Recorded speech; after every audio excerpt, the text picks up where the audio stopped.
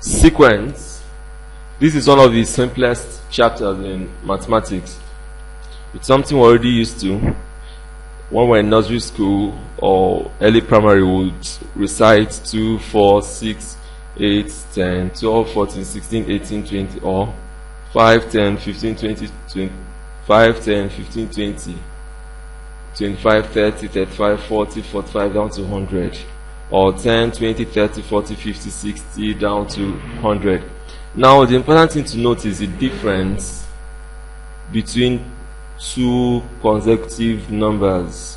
Between 2 and 4, we're counting in twos. When we recited 5, 10, 15, 20, we're counting in fives. Okay? And when we recited 10, 20, 30, 40, we're counting in tens. Okay? So that's the important thing in sequence. Sequence is just a pattern of counting. Okay? So when we are given any problem in sequence, it's more like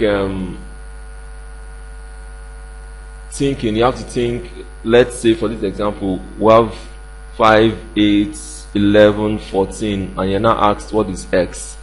So you have to look at the counting. This minus this is 3, then you compare to this, is still 3 and 3 here. That means automatically we're counting in threes, and that means the next number following will now be 14 plus 3, which is 17.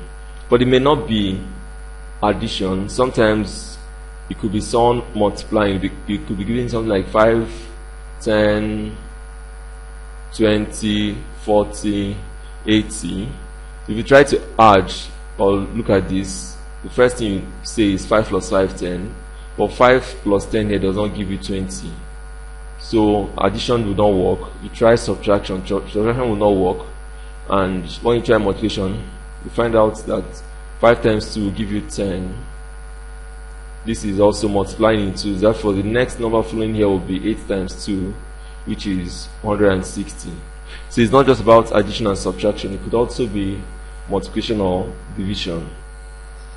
Okay, so now let's look at another example, and this example goes thus.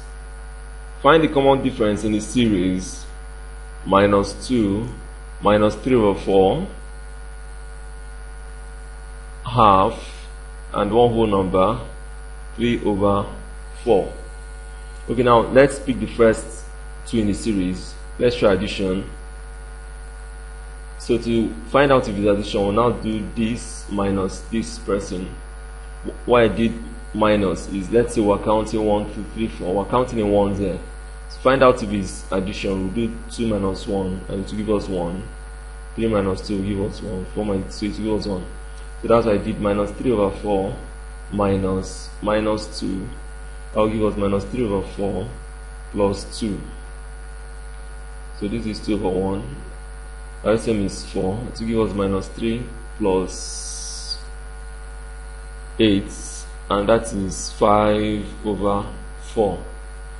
So now let's look at this interval, and that is half minus 3 over 4, which will give us half plus 3 over 4. LCM is 4. Here will give us 2 plus 3, and that is 5 over 4. So that means we'll have 5 over 4 here and 5 over 4 here. So it's obviously the common difference, 5 over 4, which is one whole number, 1 over 4. And the next question says, find the next two numbers in the series. Find the one here and find it. So to find it, we'll do one whole number, 3 over 4 plus 5 over 4.